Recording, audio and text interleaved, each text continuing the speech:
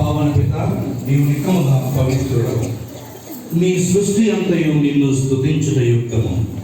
ఏలైనా నీ కుమారుడును మా ప్రభువును అయిన యేసుక్రీస్తు ద్వారా పవిత్రాత్మ ప్రభావము వలన సమస్తమునకు జీవము పోసి పవిత్రపరుచుతున్నావు.